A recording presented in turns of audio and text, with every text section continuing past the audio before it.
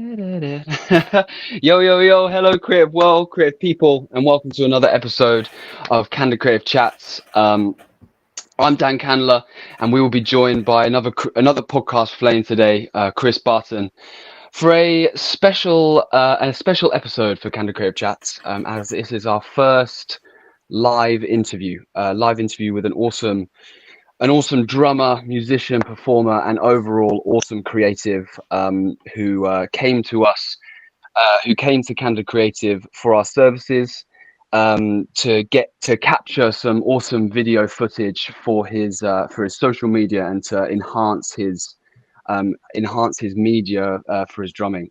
So let's start. Let's make a start and let's bring them in. Let's bring our podcast flame and today's interviewee in, Mr. Charlie Barraclough. Lovely to see you, mate. How you doing? Hey guys, how we all doing? Excited to be here, man. All good, yeah. I'm doing really well. How I'm about you? excited for you to be here, man. Yeah, I'm good. I've been looking forward to this episode because especially from like last week.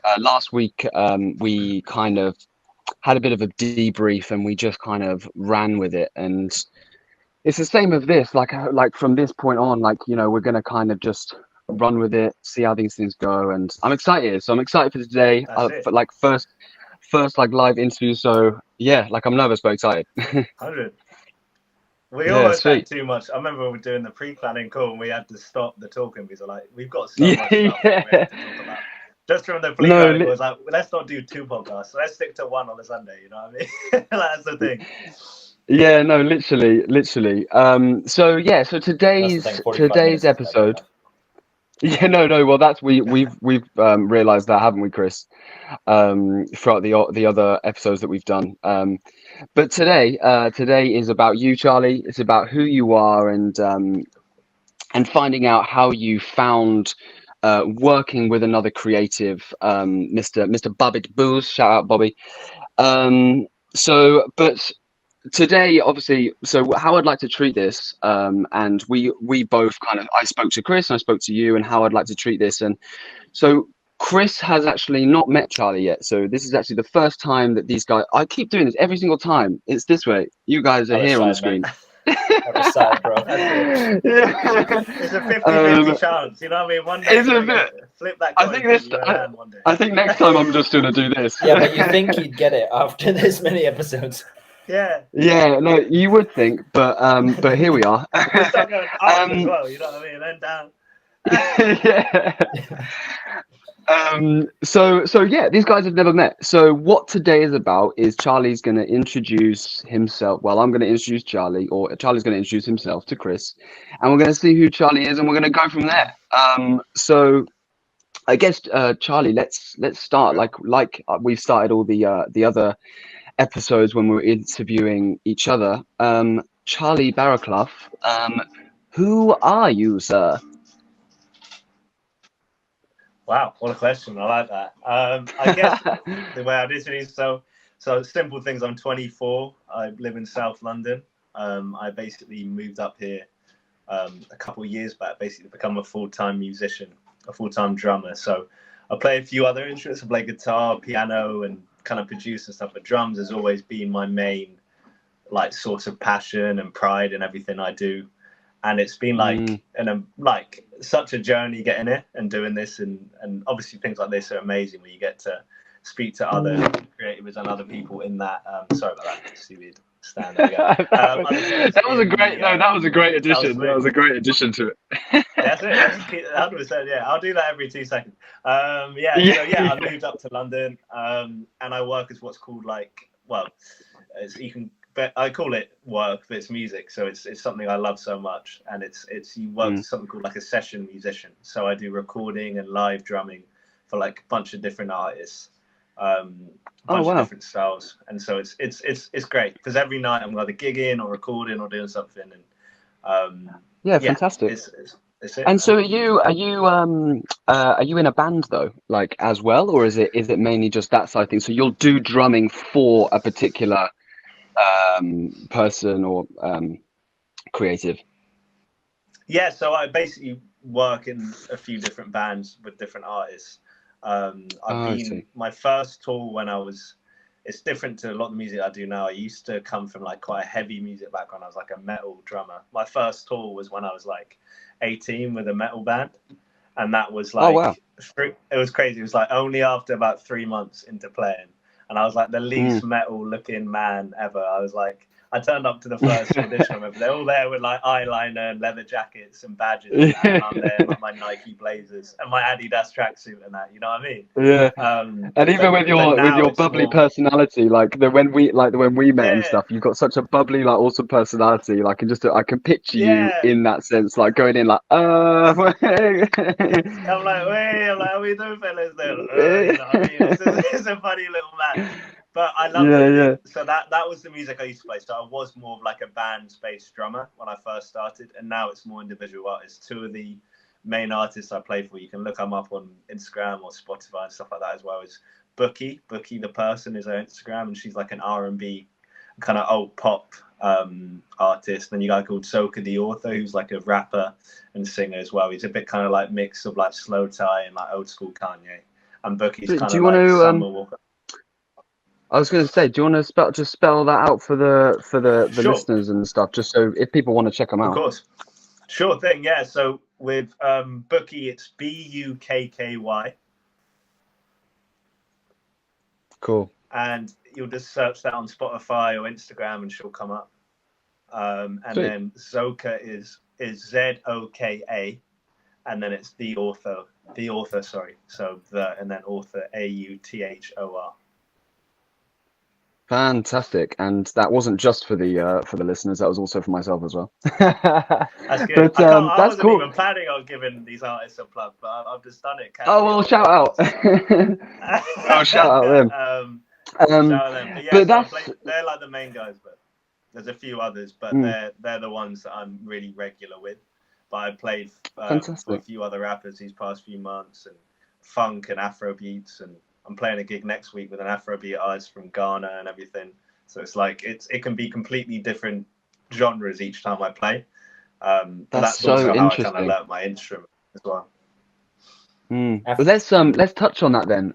When did you pick up? What was your first instrument? Was it the drum? And what drew you to the drums? Like, what was your first kind of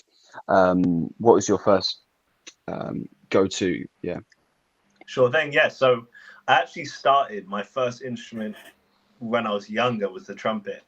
I started when I was about 6. I picked up the trumpet and I had a teacher, and he was good, and it was like an instrument I could get into a little bit, but wasn't really something I could be. You'll never feel like the drive to want to play it, like big ambitious. Like I'm gonna go. I was a trumpet player as well. Oh, Chris, you were a trumpet player as well. No bashing the trumpets yet, man. They're good. I remember I learned that I can still play it. Is the song from Pirates of the Caribbean? Yes, I can too. Probably learn the same one, man. Yeah, that's it. That's funny. Those old Disney books, wasn't it? The Disney. Yeah. It was fun. I think, to be honest, what it was, I had a teacher that put me off it, and that was because he wasn't so passionate. It's kind of the same with what happened with the drums. Because the drums, it's a funny story. I wasn't just picked it up and it started and it hit for me. I kind of had a teacher and touched on it in the interview section me and Bobby did, where I had a teacher, and most of the time he was sat on like Facebook the whole time. And I wanted to pick up the drums because I had music I wanted to learn, and there were like artists I wanted to learn. And he just kind of would sit there and just teach me what he thought I would want to learn. And there's obviously, I'm not going to generalize and say all teachers are like that. I don't think that at all. I think teaching is a completely valid way of learning an instrument. I think it works for like a lot of people. But I just was unlucky with who I had. So then I'm kind of 18. I kind of typical teenager, you're stressed with life. And I went into my old like drum closet where I had still the old setup, still everything, just hadn't been taught me cobwebs. I mean, it was not looking a good kit, but that's great. I'm gonna drag this out. And I learned it was people like, I was really into hip hop then, and it was old school Kanye, it was Mac Miller, it was Kendrick. And I set up my drums to learn those kind of songs and the artists. I kind of always wanted to learn that kind of my way of like the people I listened to. And so it took me a while. It's really interesting. It's really interesting that because as well, because I don't know a lot about music. I don't know a lot about drumming or how you kind of get into that. But my first thought wouldn't be to think about drumming when you're say listening to Kendrick Lamar and stuff like that to be a drive force towards. So that's cool. So would you want to take That's it. his music and cover it or replicate it or just make it into your own? Or what was the drive force between that for that? Yeah, that's mate, for a guy down the street, that's a perfect question for like even not knowing about. That's exactly it. Because for example, most drummers when they sit down a kit, they go and learn a human drummer. So most hip hop is made from program beats on say Logic or kind of programs like that. And when it comes to the drums and when you're learning drummers, when you start out, most people do Chili Peppers, they do Foo Fighters and stuff, and that did come later for me, and I now love those drummers.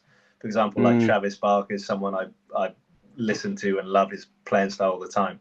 But what brought me to hip hop was what it is with drums and hip hop. They go hand in hand. They're like the most married thing. You can have like rap songs that are literally just the beat. There's not really any melody under it. And what I would kind of do is, because rap is obviously it's rhythmic, and so they would do flows that kind of have a rhythmic cadence to them. Then you would try and match with your drum kit. So say like a common thing in rap, you have something called a triplet, where it's like just physically in my mouth, it goes da da da da da da da da da da, which is like a fast flow kind of thing. And it's a simple thing. You try and match that on the drums to be okay.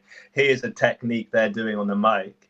Let me try and replicate it on my drum kit and see if my hands can keep up to what they're doing. So obviously, when it came to like an Eminem or something like Godzilla or like Rap God, you're trying to keep up with this fast cadence, which is great. All that stuff is a great challenge for me, and it just felt very That's natural. crazy. So, but what did you start like?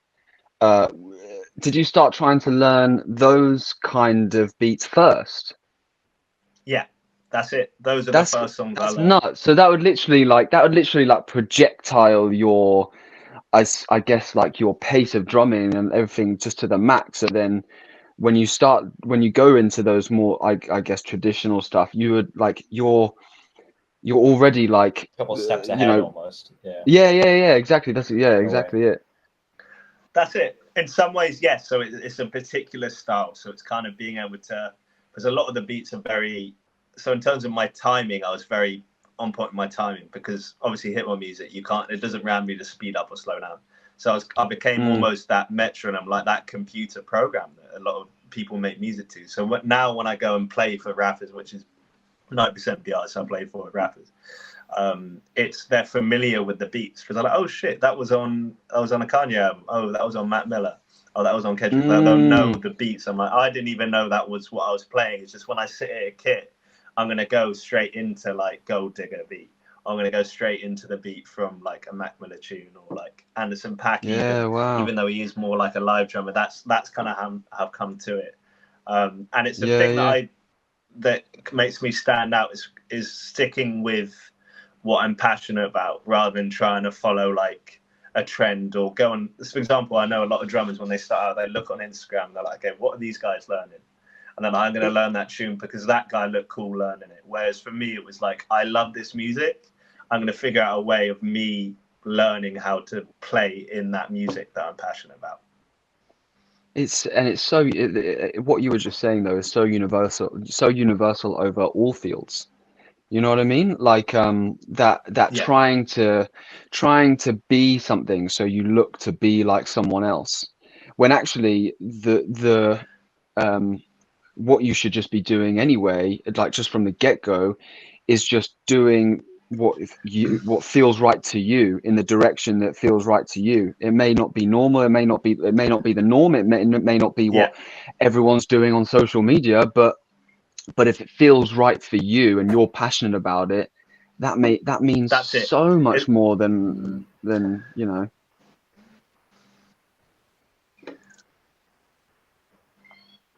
That's it, and that's 100%. I would say, if you can, I don't want to put like a neat bow tie on what I've done, but like if I was to sum up kind of what I've done consistently throughout is the idea of trusting your gut and what you want to do. Because it's like, for example, there was no website I can go and look on and go how to move to South London as a drummer and play with different rappers across London and South England. Like that doesn't really exist in Google or textbook or anything. So it's kind of I knew the key things. I had to be really good at the drums, put myself out there and meet people, and then kind of what obviously we've done recently, but social media prints and do all of that, just being out there in person and online and being good at your craft enough that people are going to take notice is like what I knew would obviously help. And I just had to trust my gut that those things will work. Preach it, man. You just gave the ultimate artist rundown for how to like have faith in yourself right there. Fully. I hope so. Yeah, and this is we call question it sometimes, but yeah, that's why I hope is what it is. It's those particular ways of speaking and stuff as well that just shows how universal and how connected as a creative as creatives we all are, really.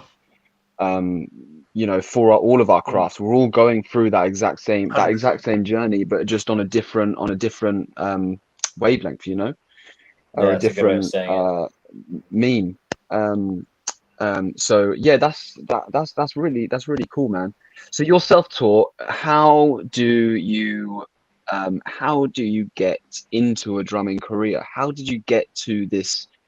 How did you get to where you are in this? Where you are now, getting paid to do the thing that you love, which is just, you know, it's all of our dreams. It's amazing. So how did you get to that point? Did you have to work in any other field, or do you have to do anything else alongside your drumming to then get to that, or did you just drum your fucking heart out and get to just get there naturally? What was your journey on that? That's it. So it's like anything. It's really key what you just said of the word journey, because I think that's the key, is that everyone has a different step-by-step basis to get to the same route. Like if you look at, I don't know, say I'm at a gig and there's 5 other bands, every drummer there is going to have a different route in. For me, what I kind of did was prioritize. I was like, okay, obviously I'm going to need savings and income of some sort, because I'm going into kind of like a business where when you do start out, you're not going to earn enough to, unless you're really, really lucky, you're not going to earn enough to pay your rent, you know? So for me, it was like I worked as a personal trainer. So I went straight after college. Wow, PT.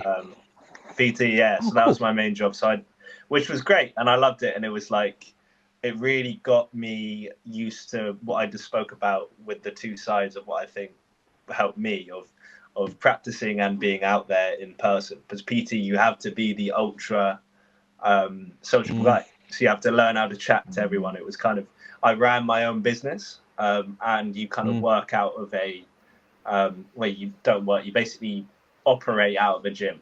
So you're there as a PT to kind of like, you teach a class or so to be able to work there. You teach, I mean, I taught legs, bums and tums, if you can believe it. Oh yeah, Sunday, baby. You came to my gym, you'd have me teaching legs, bums and tums. I wish I win. Let's go. I keep everyone tight. You know? Maybe we can have a personal. We can have a private session. Private session. You can have You win. It was me and a bunch. 100%. That's great. That's great. I can build Booty, bro. Booty is my name. You know what I mean? You made me lose track of what I was. You made me lose track of what I was gonna. And I used to rock up. So. Sorry, yeah. To get another anecdote about that class is I used to actually turn up and play. Because I was saying my artists were Kanye and Kendrick. I used to play Kanye and Kendrick Lamar to classes of a bunch of mums and like middle-aged women in the classes, and they come up to me and they go, "What was that song? I really liked that song you played." Wait, on your drum set? What the hell it was. Like you bring your drum set to the front of the PT class? Over the speakers while teaching the class. Mate, people were trying to that is for years. Like I remember. That's a business in itself. That is awesome. That's an awesome idea. Yeah, the next man. Drumming. Start taking classes, just drumming at 100%. Yeah. So you said Charlie. You said, Charlie, that you see now. Well, that I think you said that you see now how that helped you. The PT helped you kind of on that path of that business kind of minded, or getting into the way of becoming a drummer or whatever. But back then, when you were a PT, did you see that connection between your drumming career and the PT career, or was it just I need money, like I need to get extra money Yeah, to do the drumming, or was it just like, oh, I just need money, or like what was that mate, that's a good kind of? question. Yeah, at the time, it was interesting because it was, as you said, it was for me. It was because they felt so separated. Because I was like, how can fitness? Mm, And obviously, I knew to be a drummer, you have to be in shape. So it helped, obviously, that I'm going and working out and doing stuff. But in mm, terms of like the obvious connection, it wasn't there. But with hindsight, you kind of realize that situations you were in the past kind of like help where you are right now. And in that situation in the mm, past for PT, I mean, I had to go up and basically sell myself as a product mm, of personal training. So I mean, it would be someone's working out and maybe they look like they're a bit unconfident or they don't know what they're doing on a particular exercise. You go up and you talk to them, you know. And I see mm, myself doing that when I was moving up to London the first time, when I used to go along to, because you asked in the second half of your question, we can get to that in a sec, of how did I kind of actually make it into that finding the gig scene. And I can see a direct mm, translation of in PT going up to that person on the gym floor and being able to talk to a stranger and kind of talk about myself confidently and ask them questions. And then mm, exact same thing at a gig in after the show's done, after I've watched, say, a jazz band play that I really like, and that maybe they didn't have a drummer that night and they're looking for one for the next show, or their manager's there and I just want to speak about the industry. Exact same crossover there. It's kind of being able to be personable and know that kind of way in and know how to chat and have that conversation at the end of the day. yeah. No, it's perfect. It's perfectly put. And it's amazing that you see that now, because sometimes I think we get so lost in the creativity that we're doing, and we think back of all of the side hustles that we had to do that we never thought that we wanted to do. But when really those things, Yeah, something led us to do those things, whether, okay, yes, whether it is money based, but something other than money has told you to do that, whether it is hospitality or whether it's this or whether it's that. Like, okay, yes, it's not what I want to do, but that seems appealing to me. That yeah, seems good enough for me to do while I'm like on the side of while I'm doing my other bits. But really what we lose is actually that what you by us doing those things and committing to of course. those certain things, they give us so many more skills than we even realize, that translates into our creativity. Like, and I touched on Yeah, hospitality. I said 100%. hospitality because with me, I was in the hospitality industry for 10 years, and I don't think I even really realized what it was Oh, doing for interesting. me, Okay. but it was making me so punctual, and it was making me it was making my customer service skills so up to scratch. So when I would speak to people, I could not understand how to handle different types of people, how to be on time, how That's to do it. these certain different things. And it's exactly the same with exactly what you were just saying with your PT and stuff. Um, yeah, I just think those correlations. I think we do need to become more aware, and just acceptance from our previous Yeah, like side hustles and stuff. 100%. Um, 100%. that's yeah, yeah. Sorry, carry on. Yeah, sorry. Thought you I were going to was say what I something. think also is I've noticed with PT. I was just thinking of another one you just said of crossover, and it actually kind of all feeds together. Is I know from PT I've built that kind of idea of being like disciplined and self-determined in terms of my own time.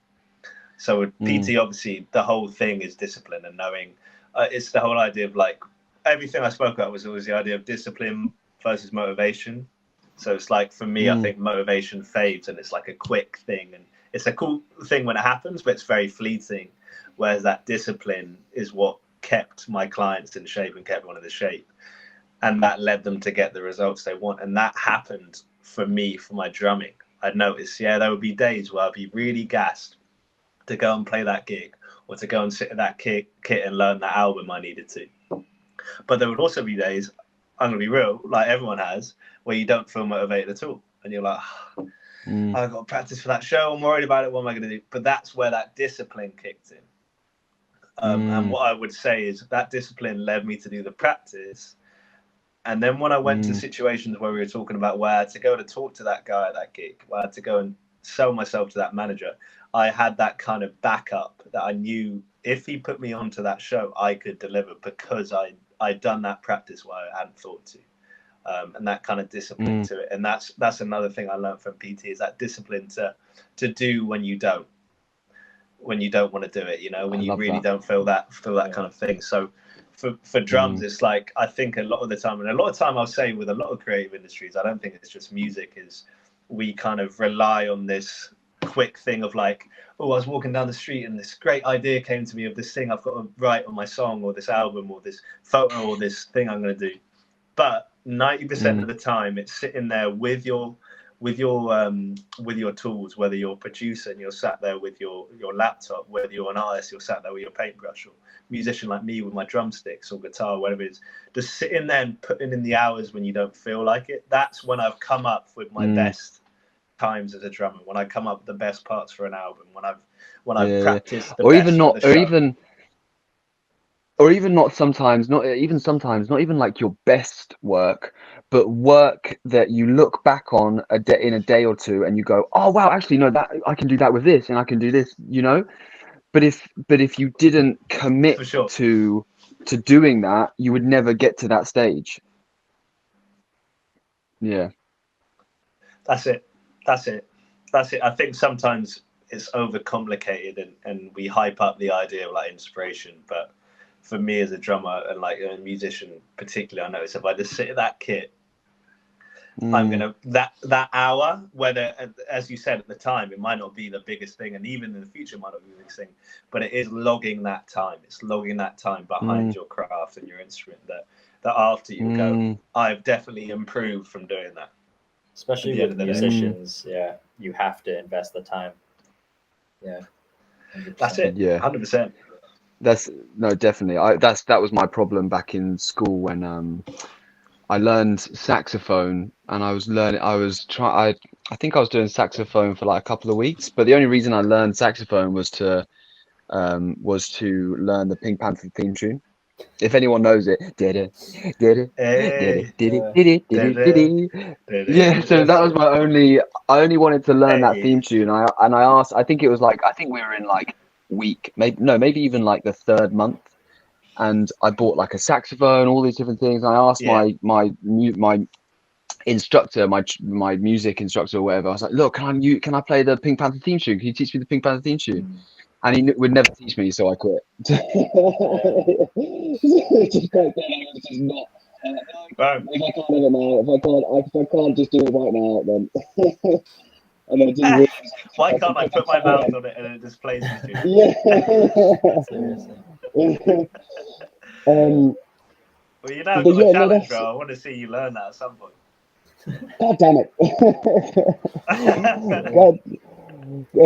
That's okay. So that's you getting into the drumming and stuff. You get into the drumming. When was the when was the time when you could pack up the PT and you could stop the PTing and go drumming like full time? When did that spark? That really happened kind of out of lockdown. What happened was before lockdown, I was really killing the PT. And to be fair, during lockdown, obviously it's a great time. I just switched to online personal training. So all the clients that I had stayed on as like Zoom sessions, which was crazy. I mean, you see some crazy stuff when you do Zoom sessions in a person's house, like. it was great. It was a good time. So I did Zoom PT, and that was throughout that kind of lockdown. And then what was interesting with lockdown is I found it a bit of a sink or swim moment for what I did in my life, where it was kind of, okay, I've got all this abundant free time, because obviously I didn't have to commute to my gym to do my work.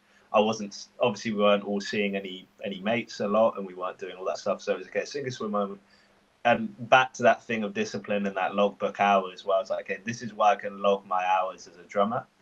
And I basically, coming out of lockdown, after doing all that practice, having the savings from my personal training, and a few clients I carried over a bit from when I moved into London, but not really like anything significant. It was mainly the people that I wanted to see through and see kind of a couple of months, just to make sure they're keeping up with their training, you know. But I took my savings and took the confidence that I gained through drumming and my practice, and I did just a move. I was like, okay, I'm just gonna move to Brixton with two of my mates who are also musicians, and we moved into a flat together, and kind of went for it from there. And I mean, I'm gonna be real, like I had connections moving up, not a huge amount, not like it was like a session job I did a while ago.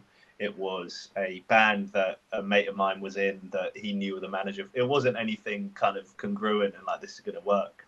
But I just knew I had the savings to do all right for a few months. And I also had my PT as a fallback skill. So I think it's the same as someone, maybe they learned to be a barb or learned to do, I don't know, a trade or something like that. You can always fall back on it. But I kind of knew... Yeah. It's almost, if you commit too much to the plan B, you're not going to go into the plan A. 100%. So it's like, for me, I had the savings. I had the savings from the PT, the skills that I practiced in the drums and stuff like that. And I turned up to London. I'm not going to lie. I went on Google and literally just typed in artists looking for drummer, bands looking for drummer. And obviously the first couple of auditions you go through are the most like... Some of them you're like, am I going to make it out of this room like alive? You know what I mean? This is some weird stuff. What's going on? And then some of them led to a better artist. So I didn't like the band that I tried to audition for, but their friend knew a sax player who's looking for a drummer just for a jazz like residency or something.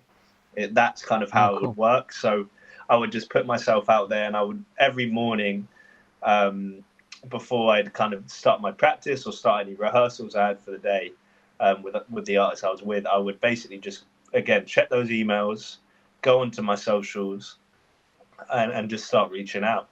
And I always describe music and the kind of the progression of it is very like climbing a ladder. It's kind of, you're going to start, and it's completely normal. And I think people in music, they don't realize that the first few gigs you're going to play, when I first started out, I played once and there was an empty room. The whole band, we were there, we did a sound check, we were like, the room's empty, no one came to the show.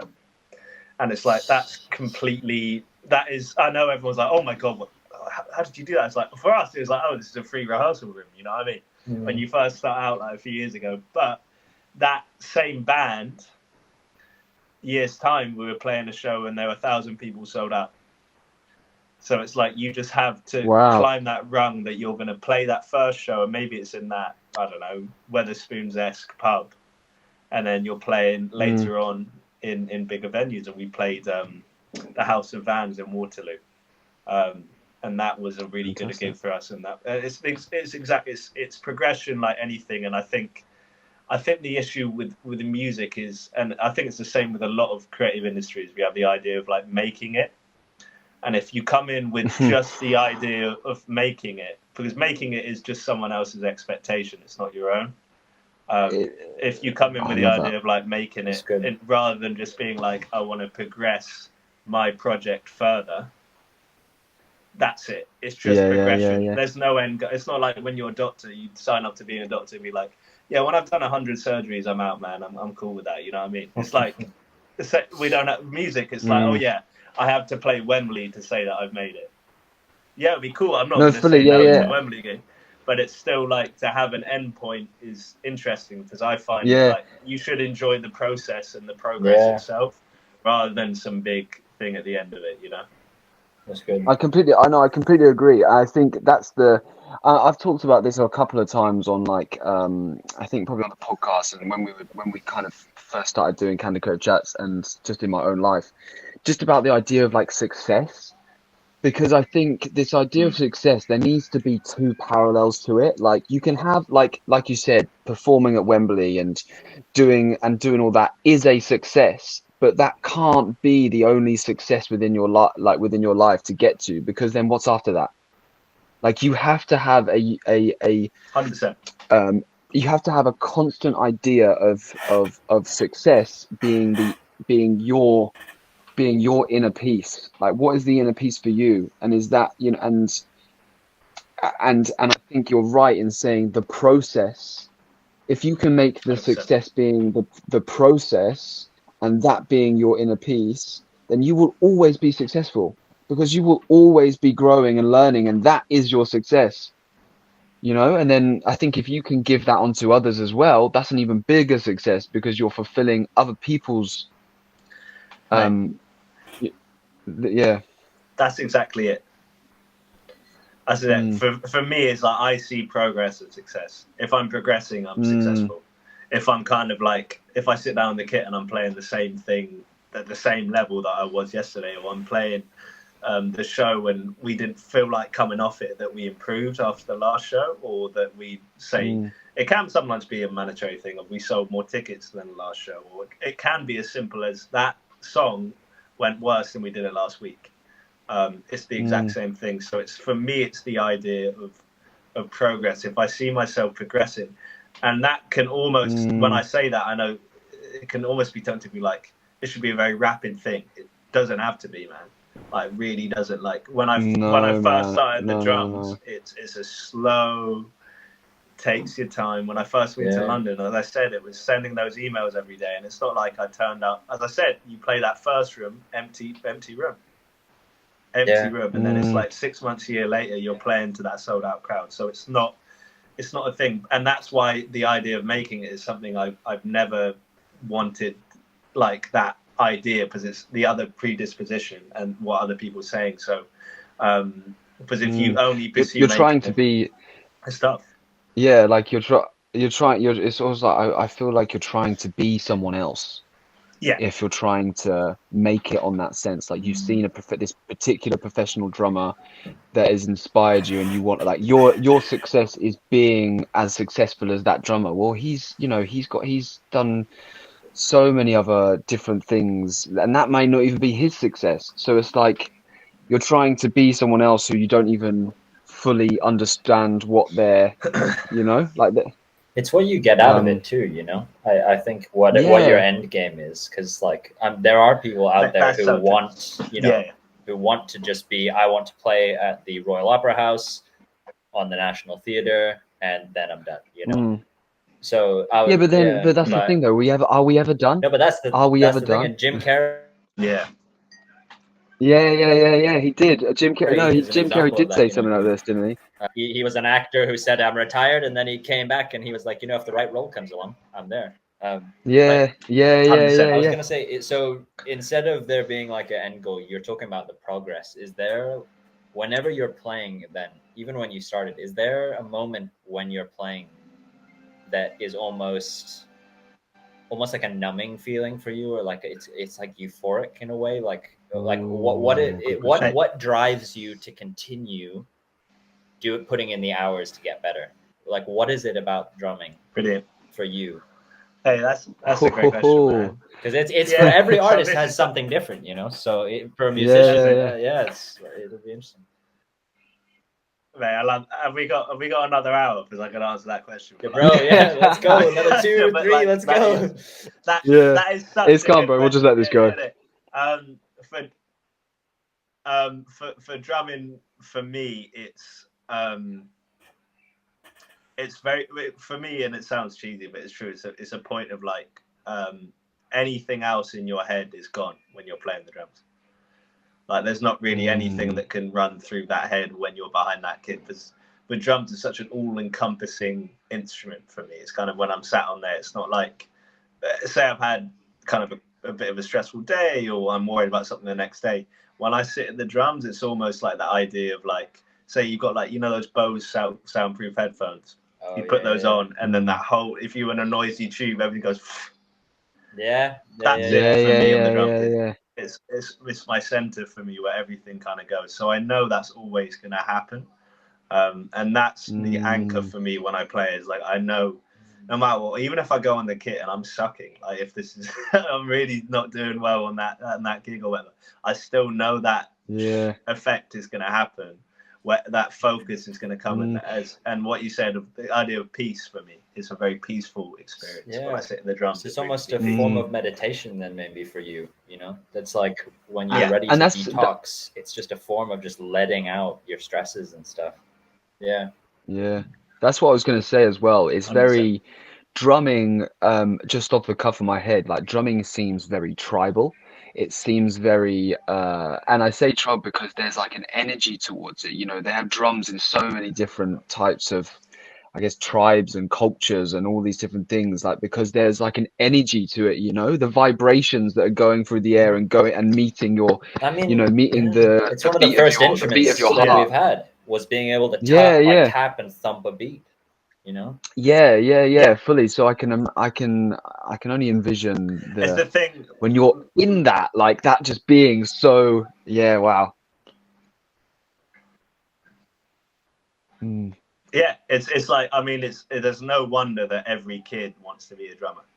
Like if you ask 90% of children when they're growing up, there's a very rare few that will say, I'm going to be a flautist. You know what I mean? Like it's a very like, most of them are going to be that was me. Or like maybe electrical. Exactly, the Fleet Pro. But yeah, it's a very like everyone can tap, and I almost all the time in terms of what I put equivalents on it to it too. So both my parents, they were ballet dancers. They were all back in the Royal Ballet, like professionally. Oh, fantastic. Oh, cool. And I really I'm going to tell you what's nuts is, so the comparison I'm about to draw is already, you're going to probably floor it because I'm not the best dancer, but my form of dancing is drumming. When I play the drums, it feels like that same sensation that my mum and dad would have, where it's something in your body that you have to do. So it's kind of, that's what the drums feel like to me. It's the same as when you were talking about that, I was thinking of different dance productions I've done where I've been on stage and I've done like a solo, and the only, like, I don't see or feel or hear anything else except the energy that I'm producing in that instance while I'm dancing.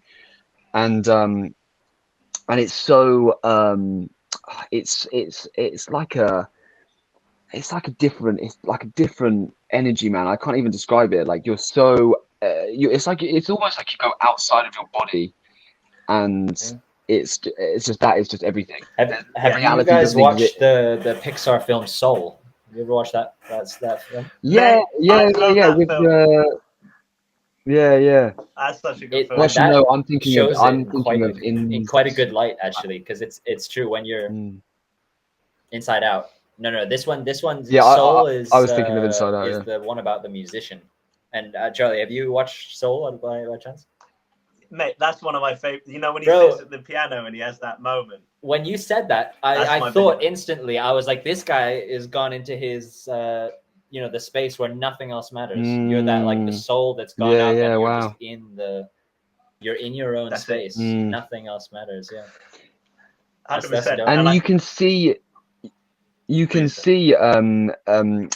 see that as well, what you were just describing about you going into your own like headspace and your own kind of zone when you're drumming. You can see it in the videos, like the content we got for you, that Bobby, the amazing cinematographer that is Bobby, got captured for you. The one thing I found hard when I was trying to do the promo for this interview was finding a pause point on the clips where you're not like just in your fucking like you're just like in it. Like every single moment you were just so like there was nothing around you. Bobby wasn't there. It was exactly what the video showed, which was that spotlight on you, just like in your zone. And so you can see it within those videos. So touching on that, because we've got about 10-ish minutes or however long left. Just touching on that, I would love to hear how you found the process with booking Bobby through the community. And the reason why I say that as well is because I know that this was your first time using a different videographer, because I know over time you've just been doing it yourself, filming and doing all the audio and everything yourself. So how was it working with another creative, and how was it working with Bobby and a cinematographer, Of course. you know, like Bobby? That's it. I'm going to try and, again, 10 minutes. There's a lot I could talk about that day for a long time, but I'm going to try and sum it up. Like, so in terms of like the process, it was great, because what it was, for example, obviously another thing I kind of want to touch on as a drummer, and sometimes it's a support, what we call like a support instrument, you are in the back. So for me, it was a new thing. When I've done music videos in the past, obviously most of the time camera's on the singer, you know. So to have this aspect where I could feel comfortable with someone coming in and filming me was big for me. And what I liked is when me and you started talking about it, you gave me options of different creative flames, different videographers, different photographers to kind of look at, and I could really pick, okay, this guy's going to fit my vision here, and we could kind of do it. And then through looking at him on Instagram and talking to you guys in the process, it was almost like, I'd say, half an idea that just came into my head, nothing huge, but I wasn't fully there on it. And then the second half would be complete from you guys. You'd meet me halfway and know exactly what was there, in that sense of that idea. So, for example, for me, it was I wanted a drum kit in the middle of the room with a black kind of room, and then just a kind of downlight on the top. And I didn't really know how to formulate that. I know now how to say it, but that's not exactly the most technical way of saying it. But I didn't exactly know how to formulate that idea. But you guys, from what we were speaking about in the planning stage for the shoot, kind of met me halfway on that idea, so that when I turned up, it was ready. I remember turning into that room and Bobby was like, "Oh yeah, I'll just put the light here," and I was like, "Oh, okay, cool, we're done with that." You know, I can't believe we did it. So it was the meeting of the halfway made me really comfortable, and the being able to really personalize that shoot to me as a drummer and what I wanted to do for those videos. Yeah.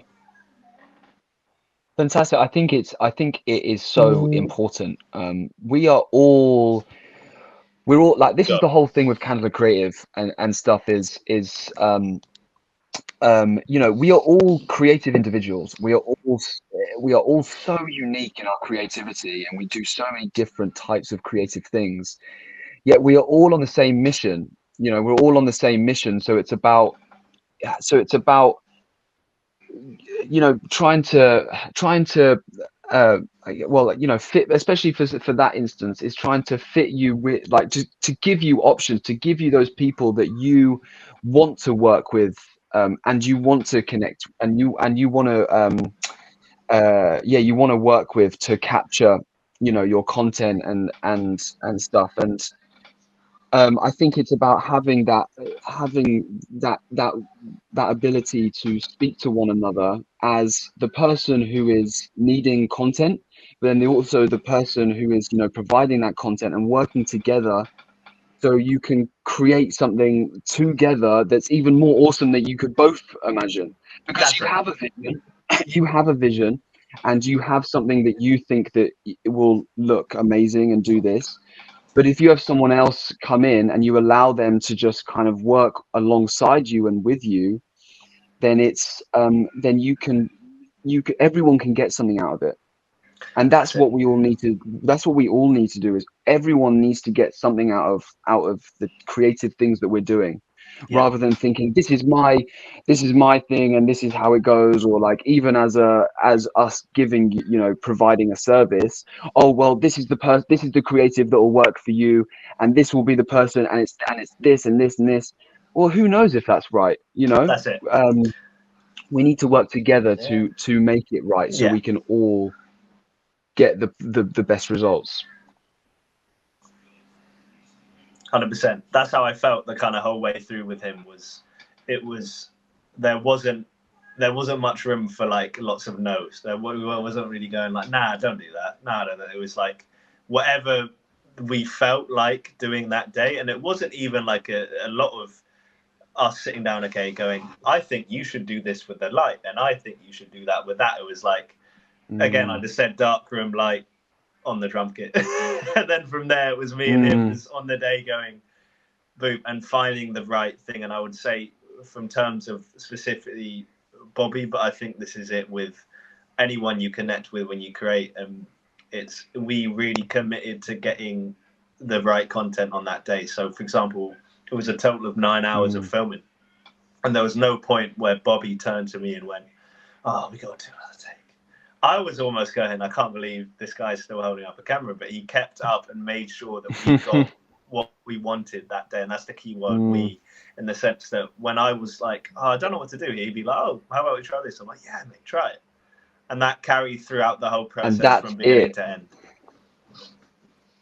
Oh, that just it just warms my heart, bro, because it's just I'm just so happy that you were able to, especially for your first kind of session working with another creative.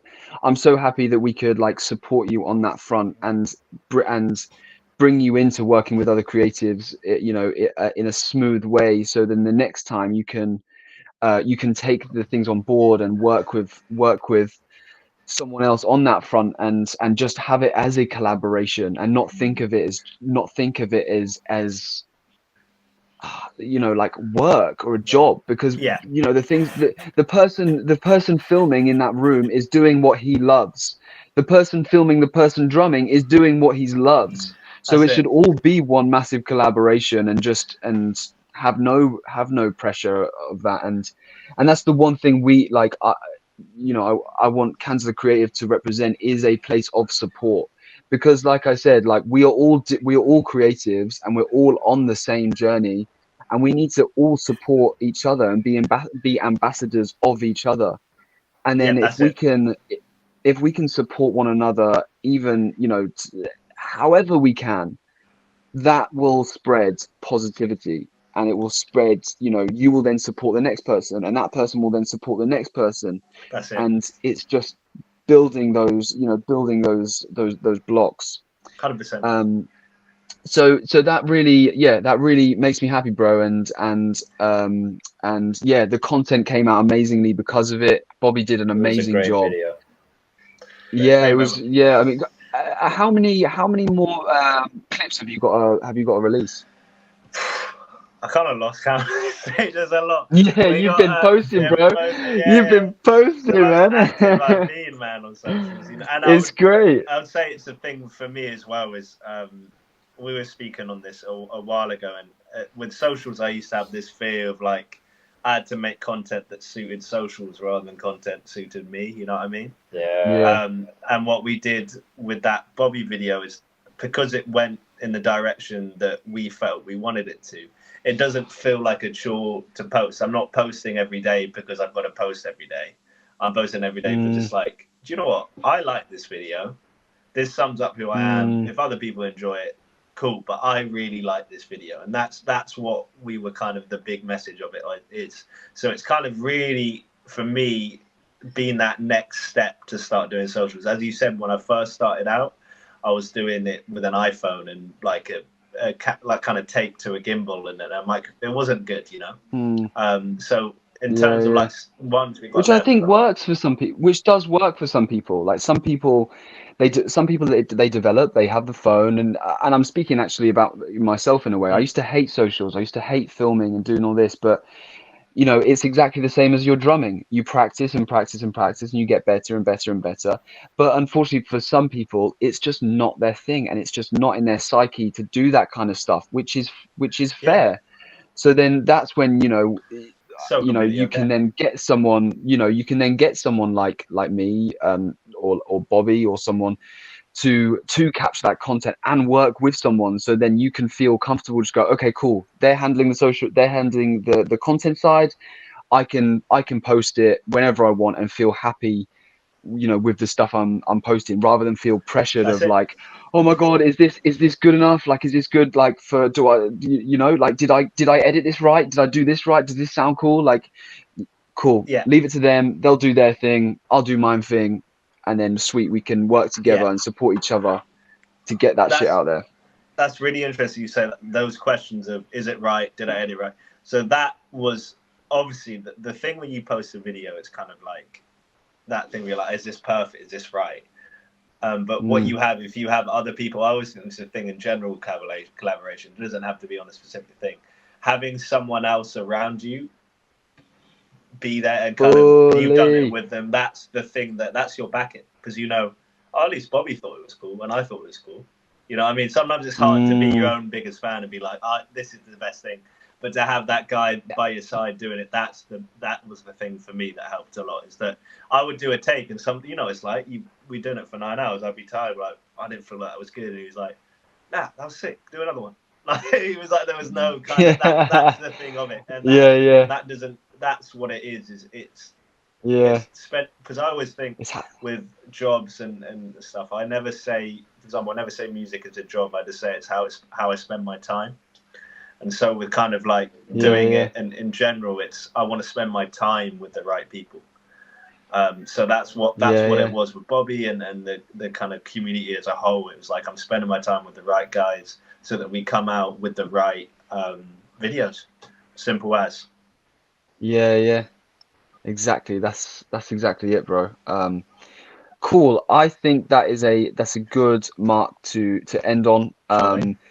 Firstly, Charlie, I want to just thank you just for jumping on and thank you for allowing us to capture that content for you. It was amazing to meet you and to be on set with you and capture those images and seeing you work. Like, you've got such an amazing energy to you when you drum and just as a normal individual, like a normal person. So it's just been really cool to meet you, and it's been really cool to have you on the CandlerCreative Chats as our first live interview. So yeah, it was cool.